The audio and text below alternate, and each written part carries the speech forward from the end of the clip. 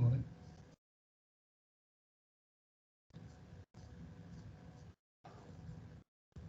Okay, welcome to the Taste Today session for A-Level Economics. This session is scheduled to last 20 minutes. In that time, 10 minutes of that will be me speaking to you a little bit primarily about what economics is.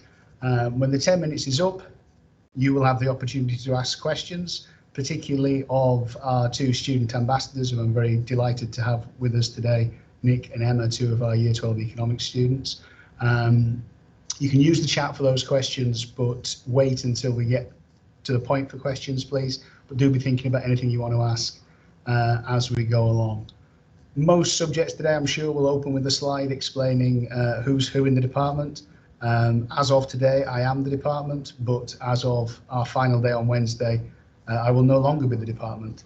But the college is very much looking forward to welcoming you in the autumn nonetheless. If we were in college, I would be highly likely to start off by asking the question, what is economics? And we are somewhat pressed for time, so I'm not going to do that now. But ordinarily, the most common response is that economics is something about money. A former colleague of mine told the story of how one year the economics teacher stood up in front of his class, I think it might have been the first day of term or whatever, and said economics is not a get-rich-quick scheme, and somebody on the front row walked out of the lesson and never came back. Money is potentially very important in different ways in economics, but we don't really spend a lot of time talking about money itself. There is about probably a 1 week topic on money itself. Everything else might be measured in monetary terms, but we would be thinking about something more specific like tax revenue or investment by firms or government spending or whatever. So the word money doesn't come up all that often. If economics is not just about money, then what is it actually about? All kinds of things. And literally, I could not do this anywhere near justice in 10 minutes talking about everything that economics does cover. These are just some of the themes that we might touch upon. So you've got images there representing things like international trade, which has been very much in the news over the last few years because of changes brought about by Brexit, because of policies pursued by the Trump administration, particularly in America, etc. There's images on there for unemployment. There's one on there for homelessness, perhaps representing poverty in its most extreme form, but also issues like the environment. Lots of things that are not immediately obviously connected to economics, if you've no experience of economics, come up quite frequently. And it's worth saying at this point that there is no expectation that anybody coming into A-level economics has much by the way of prior knowledge. It is expected that students coming into A-level economics have never studied economics before. Any prior knowledge you have is obviously potentially useful, but everything is taught from first principles and is taught from scratch. What is perhaps more important is taking an interest in the world. And that's kind of the theme of the summer project that you will find more information about on the college website. The most common definition of economics that is given comes from this quote from Lionel Robbins. And it's usually economics is about the study of the allocation of scarce resources. Now, I think that I really understand where Robbins was coming from when he said that, but I don't think that's a very helpful definition to give to students who've never studied A-level economics. It doesn't sound like something that I would particularly want to spend much time in, and it's obviously what I do all day, every day. So if we consider an alternative version, or an alternative kind of definition or description of economics to that one. This one comes from an economist called Alfred Marshall, where he says economics is a study of mankind in the ordinary business of life. And I don't think I'd ever really come across that phrase until I started making these slides. But if somebody asked me what economics is, I would say it's all about how the world works, what happens when the world doesn't work, and how we can make the world work better. And that possibly sounds quite overarching, quite grand possibly in what we're trying to achieve. But ultimately, I think that is what we're trying to achieve. And I won't bore you with another quote from a long dead middle-aged white man, but there is this quotation that I'm very fond of from a famous economist called John Maynard Keynes, where he says that economists must possess a rare combination of gifts. Mathematician, historian, statesman, philosopher. Study the present in the light of the past for the purposes of the future. Now, I'm not expecting people to come into A-level economics as a mathematician or as a historian or as a philosopher, or possibly even to know what a statesman is. But economics touches on so many things that you get the opportunity to develop a very broad range of skills and apply yourselves in lots of different ways. So what do we mean by the ordinary business of life? Well, these are some headlines from the last couple of weeks. So we had to put these presentations together a couple of weeks ago. The headlines kind of on the right-hand side of that slide cover the stuff that was in the news at the time. Some of the stuff that's on the left-hand side is a little bit more recent, but I haven't cherry-picked these. These are just literally what has been in the news over the last few weeks. And some of it is very obviously about economics. So if you think about something like interest rates or inflation, or there's one there from the last couple of days about 850,000 jobs being created in America in the month of June.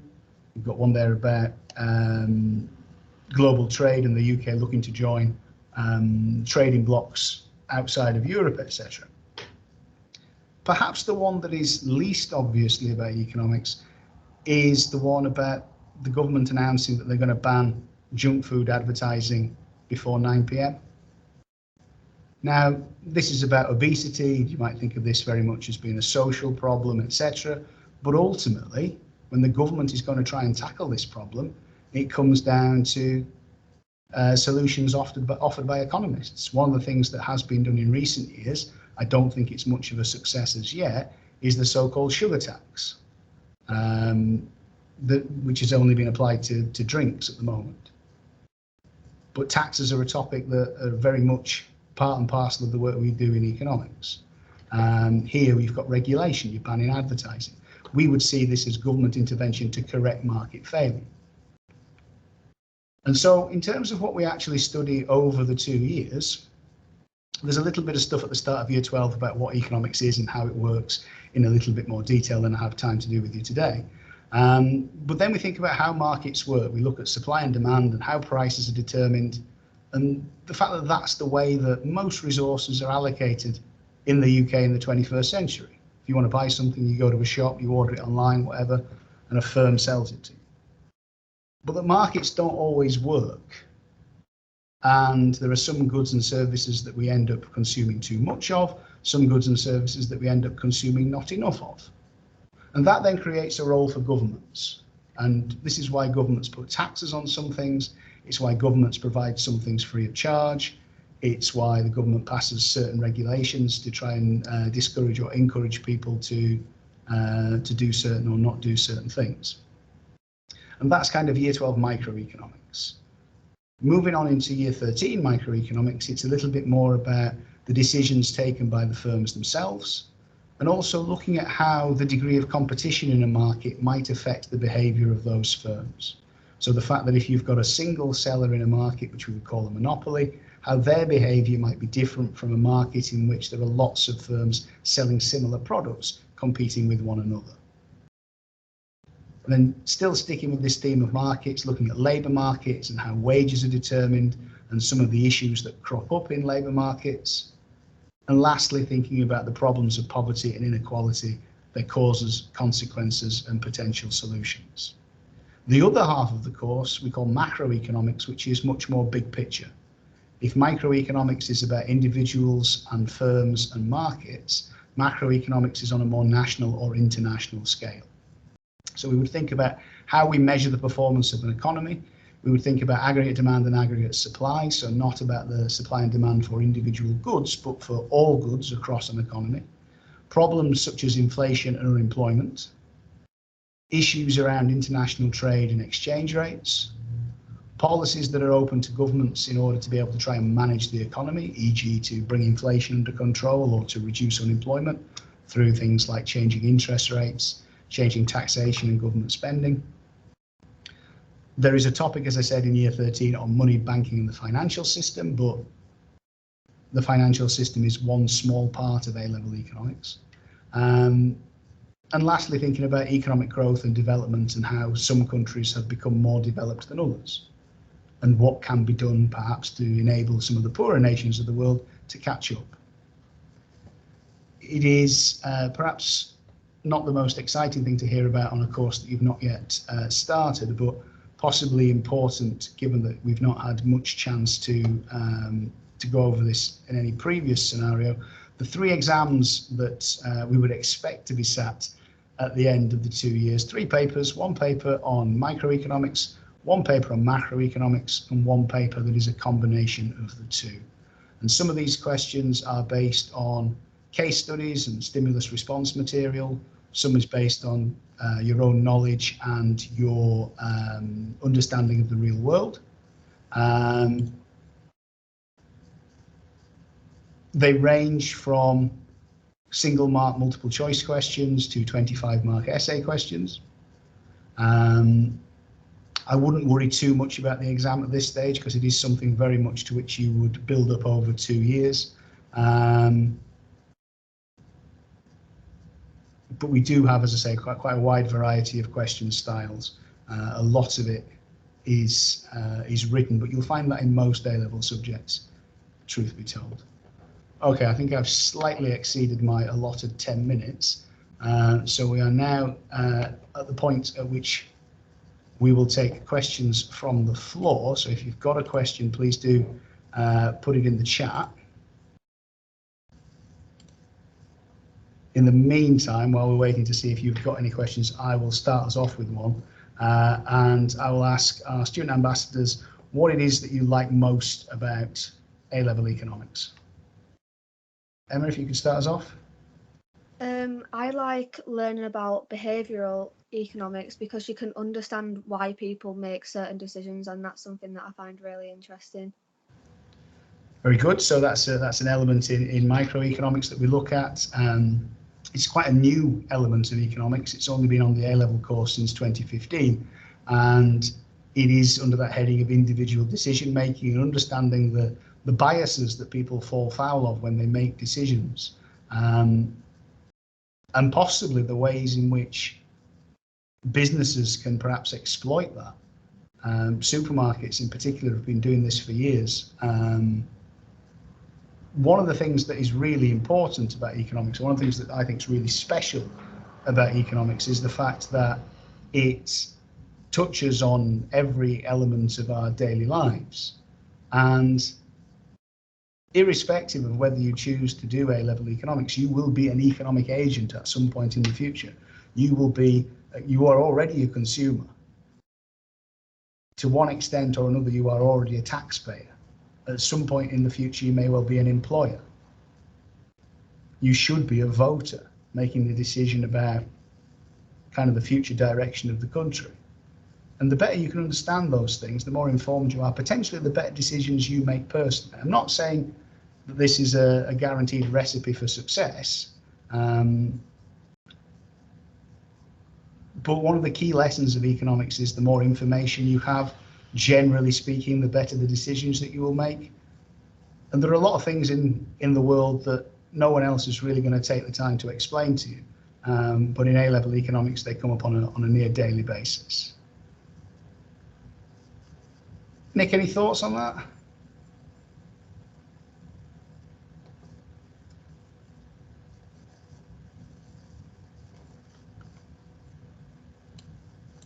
Appreciate Nick's got some technical problems today, so can't use his microphone, but we're still grateful to have him here via the chat. Haven't had any questions come in from any students just yet.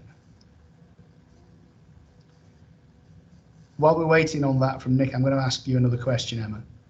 How much maths is involved in A-level economics? There is some maths, but I wouldn't say there's loads, but you do need to know what you're doing if you do pick it with maths. I wouldn't say it's much more than like GCSE level, but you still do need to know what you're doing. Yeah, I think it's something that perhaps there's a temptation to overplay how much maths is in A-level economics. I think lots of students come in expecting there to be a huge amount. If you're thinking of taking economics further to degree level, which I appreciate is jumping the gun ever so slightly, lots of universities would expect you to have studied A-level A-level maths rather. There is no expectation here that you would study maths alongside economics. There's no reason that you would need to do that for your A-level only. Exactly as Emma says, there's some calculations, there are some numbers, there's some graphs. I generally think that being quite mathematically minded is probably a help, but as we saw earlier on, a lot of the marks on the exam are for written work, and it's not a maths course ultimately. Exactly as Emma says, it doesn't really go much beyond anything that you would be expected to be able to do from GCSE. Nick saying that his favourite bit of economics is market failure and government intervention, and he says because it's probably the one he sees the most. This is kind of what I was saying earlier on, that lots of things that you don't necessarily instantly think of as being part of economics if you've never studied it before, but once you spot the ways in which governments can seek to intervene in particular markets, you realise that it's really a constant job, and it's not necessarily the same markets that governments need to intervene in. So one of the big problems currently facing the world is about plastic consumption. And there are all kinds of things that have been done to try and reduce plastic consumption, whether related to regulation or whether we're talking about things like the compulsory charge for carrier bags, etc. But that is a problem facing societies across the world that governments are becoming more heavily involved in. Emma and Nick, why did you choose economics in the first place? Because that's always an interesting question.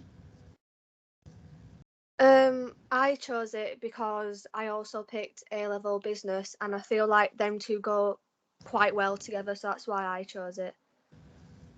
Yeah, I think there's it's quite common for students to do both. There's no reason why you would need to do both. There is a small amount of crossover in content between the two, but that's just a little bit of an added bonus. I would suggest out of our current year 12s here, about 90% of our year 12s do business as well, which is a much higher proportion than usual. But Nick's saying there as well, it ties in well with his other subjects. That's not necessarily something that's going to be hugely important to you. Some people deliberately choose a mix of subjects, so they've got a range of things and a range of different skills, etc. they're developing. But I think for most people, that's generally quite important. And then we're very nearly at the end of the 20-minute slot. So the last thing that I will say, and I will say it myself quite quickly, in terms of future careers, economics, there are jobs in economics. You can go and be an economist working for any number of big businesses or working for the government. But most people who study economics go on to some sort of job in business management or financial services, whether that's in accounting or whatever. We don't do anything that is particularly related to those subjects most obviously, but in terms of the skills that we teach, in terms of an understanding of the wider world, that tends to be what they are most useful for. And also possibly the students who are drawn to A-level economics in the first place would ultimately be drawn to careers in those areas in the longer term, whether that's, as happens every year, students taking jobs when they leave college at 18, or whether that's students going into further education, higher education rather, and then going into graduate careers after university. Economics equips students with a wide range of skills, and as I say, that understanding of the real world that can be very important to employers and might be lacking in quite a lot of people of your age or so. Okay, that is our 20-minute slot. On the basis that there don't appear to be any questions from any students, we'll leave that there. Thank you. So you can leave this chat and go and join whatever your next session is for.